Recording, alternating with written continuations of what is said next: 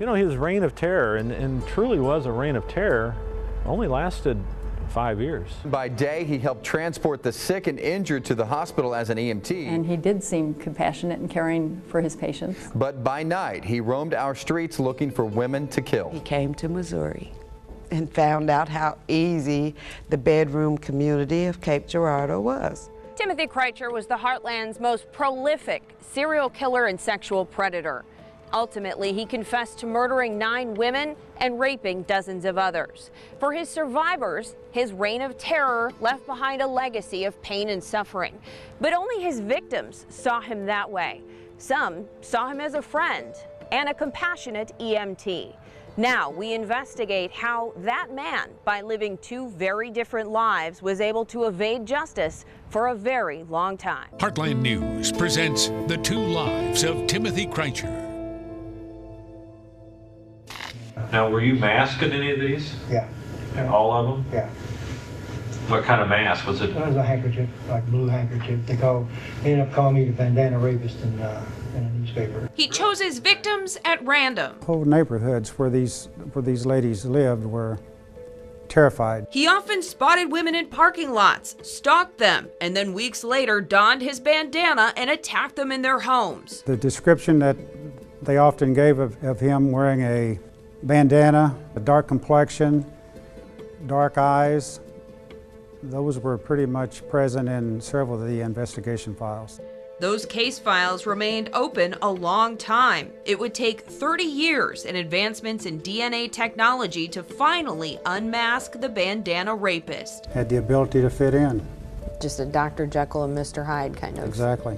And like Dr. Jekyll and Mr. Hyde, what made this shadow-lurking villain so difficult to catch was that in the light of day, his alter ego wore a uniform of a life-saving medical professional. On the ambulance service, we were people with a position of trust. People inherently, they let you into your homes. That's the type of person he was. He helping people on one time and then murdering people another times. Krajcir was a criminal of contradiction. People who knew him personally could not imagine the soft-spoken, mild-mannered ambulance worker could be capable of monstrous things. He didn't use profanity. He wasn't a crude individual. His victims, on the other hand, couldn't imagine him as anything but a monster. He talked very vulgar. He has always been my monster under the bed. All I needed to see was his eyes, because that's all that I saw that night, because he had the bandana here. And so as soon as I saw that picture, I knew it was him. Chances are you've seen the mugshots of the monster who made headlines, but you've never seen this side of Timothy Krajcir, the side who saved lives, delivered babies, and helped people in their hour of need. That's the side that we saw. Valerie Scott worked with Krajcir on the ambulance service from 1976 to 1979. To be clear, she is not in any way defending his actions. She chose to share her story only to shed some light on the depths to which Krajcir was able to deceive even those closest to him. We were kind of a tight-knit group, so it wasn't uncommon to go out for grab a bite to eat at the end of a shift, or at the time, you know, I had a boat on Crab Orchard Lake, might go out skiing on the boat.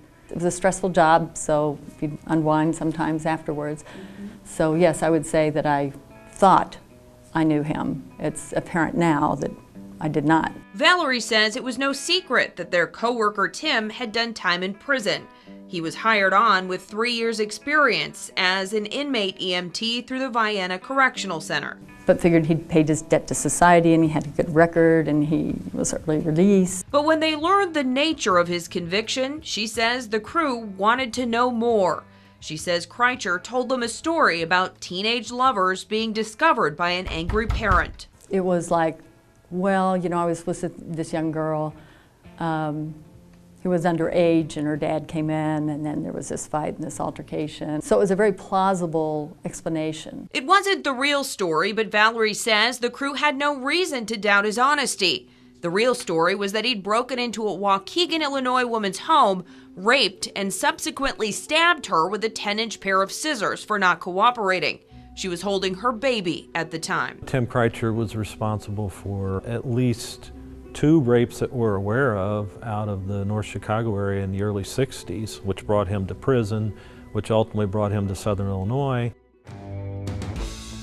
Valerie says in the early days of the fledgling full-time ambulance service, Tim became one of the gang. He certainly knew the kind of front to put on in front of the rest of us. And from the time he was paroled and hired on as an EMT in 1976 until July 1977, Krajcir kept his nose clean. It would seem the soon-to-be serial killer was trying to live a good life.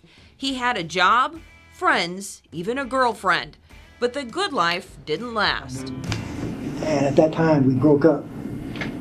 And it was at that point I made it probably the most stupid decision of my life, which was to go out and rape again. And I said to myself, the first good-looking gal that comes up by herself, I'm gonna assault. After Krajcir's predatory pursuits led him to rape in Cape Girardeau once, a burglary in Carbondale gave him a tool to escalate his evil urges to a whole new level. I picked that gun up, it was like a rush of adrenaline, you know, an all-powerful feeling, you know, which is part of the rape thing, you know, it's power and control, you know. And sure. How can you not be more powerful when you had that gun, you know? God, I never picked that gun up. Meanwhile, his ambulance co-workers had no idea what their friend Tim had started doing in his free time. You rack your mind, what did I miss? How could we not see it? How could he be the monster and the demon and do the horrific things that he did, and then understand the side that we saw. Krajcir seemed to have no trouble at all switching between those two sides. Ahead, how his switch from gruesome to groomsman made his cover complete. You're watching a Heartland News special, The Two Lives of Timothy Krajcir. By summer 1977, Timothy Krajcir was so entrenched in the group of ambulance service workers that one of the EMTs asked him to be a groomsman in his wedding.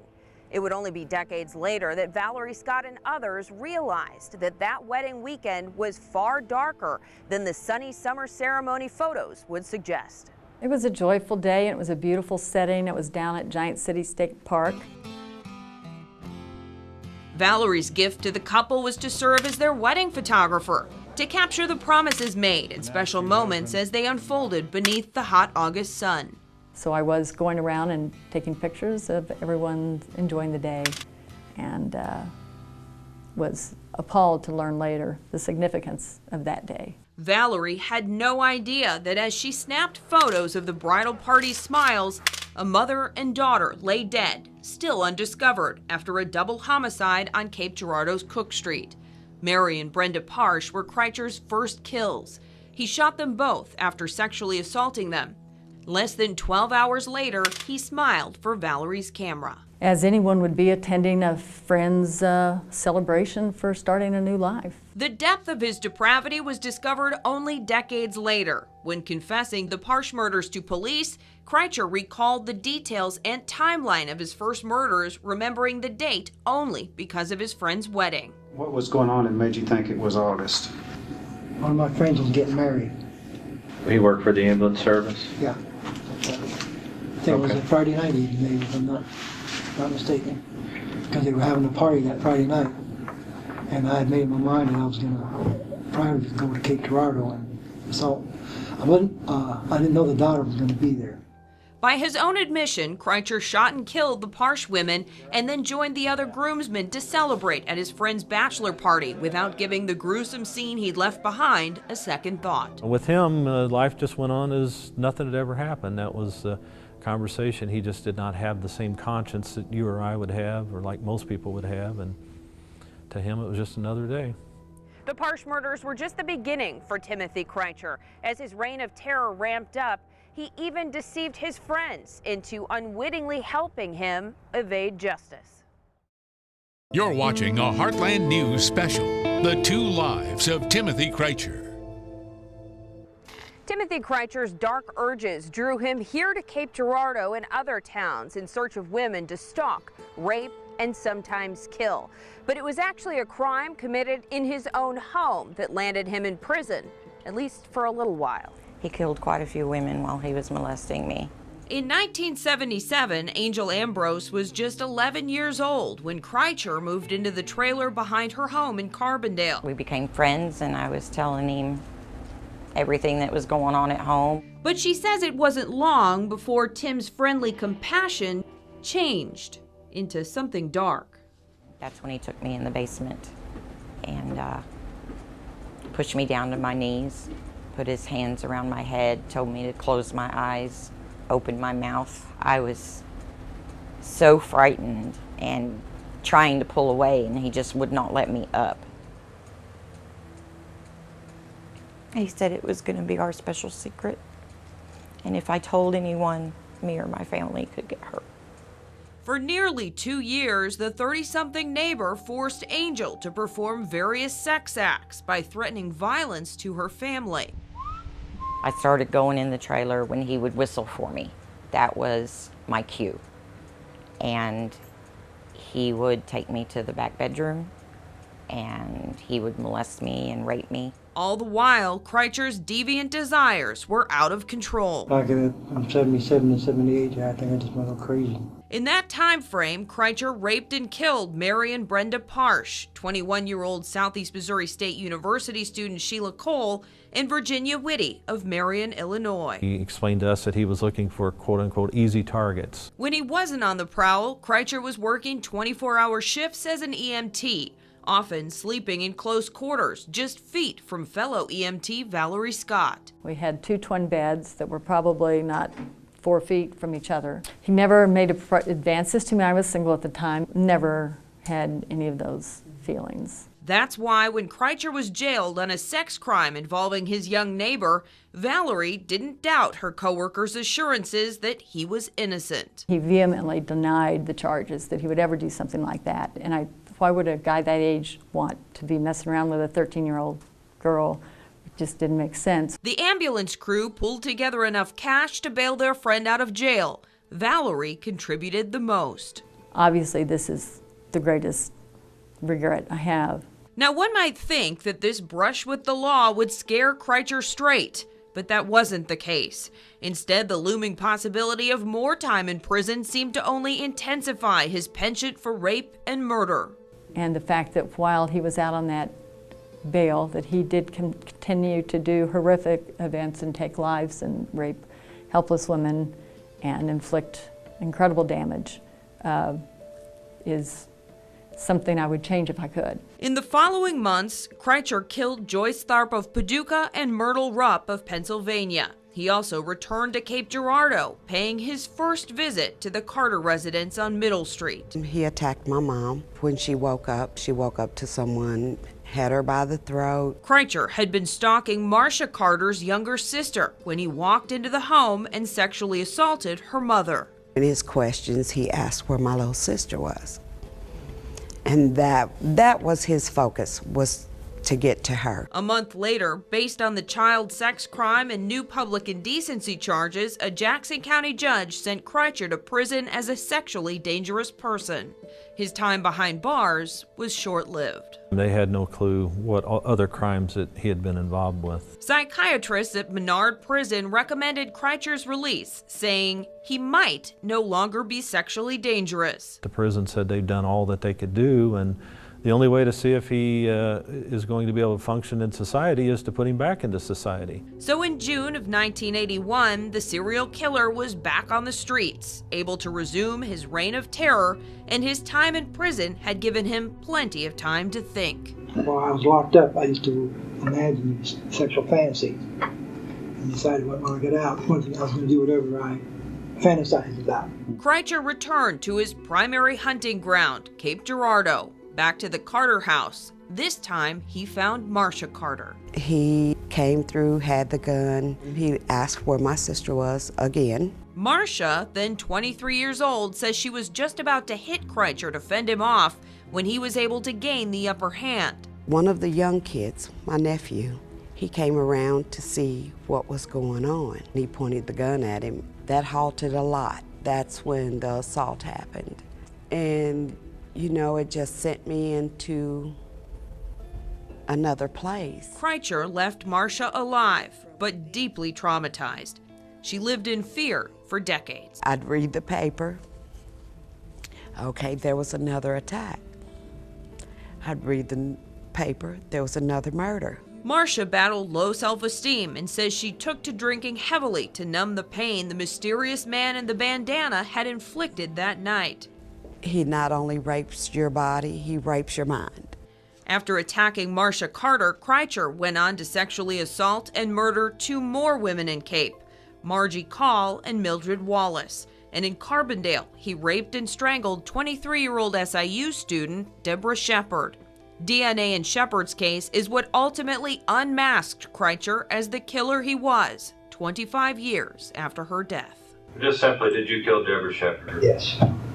It's now been 10 years since Timothy Krajcir appeared in courtrooms in Missouri, Illinois, and Kentucky to answer for some of his crimes. And while he apologized to the families there in court, he's admitted to feeling no remorse. You're watching a Heartland News special, The 2 Lives of Timothy Krajcir.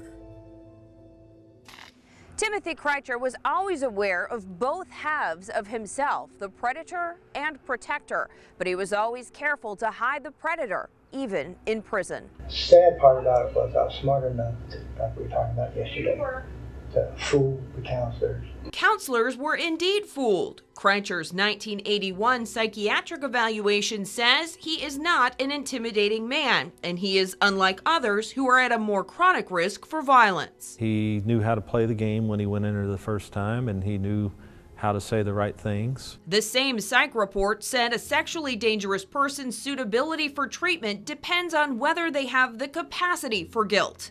Therein lies the problem. As Krajcir would later reveal, he felt absolutely no remorse. I don't have big feelings of remorse or anything, because if I did, then I wouldn't have done it to begin with. Good point. But as much as I'd like to say there was a lot of feeling there, I don't have that part in me. That's one of the terrible things about my situation. I wish I had those kind of feelings, but I've never had them since I was little. The sad reality is the only feelings of guilt or shame ever felt were by survivors and his former friends. I've carried that guilt for 40 years. My self-esteem had dropped so much. The deepest regret that we ever did anything to allow him to remain free as long as he did. Ahead, healing the wounds 40 years later. A Heartland News special, The 2 Lives of Timothy Krajcir. Timothy Krajcir's reign of terror stretched across 4 states and devastated countless lives. Even now, some 40 years later, many are still trying to heal. He ruined a lot in my life, and he ruined a lot of people's lives. That little rock that he threw in that pond had a long rippling effect. Angel Ambrose has grappled with depression and PTSD much of her life. I'm so glad that y'all came. Through specialized sexual abuse therapy and support from friends and family, she's working to make peace with the past. These are all the victims that Tim killed, and for those that he raped. Let them go. And celebrate a brighter future. Look to the future. Woo! Yes. Everybody has to heal. Everybody. Rape survivor Marcia Carter is further along on her journey to healing. She says she let a lot of her anger and terror go when she was able to face Krajcir in court. There were no more fears because I know who you are, and now you know who I am, that I'm not scared anymore. Now, Marcia is hopeful that her story helps other survivors. Don't let your hopes drop. Just push forward and be strong. It's just hard. You feel like you're collateral damage. While former coworker Valerie Scott wasn't physically injured, she says Krajcir's deceptions left her questioning everything. The only thing that gives me any peace is to understand that there were trained professionals, like the psychiatrist that he saw at Menard, that he fooled those people as well. If you're a survivor of sexual assault, you're not alone. We have resources listed on our website to help. I'm Carly O'Keefe. Thanks for watching.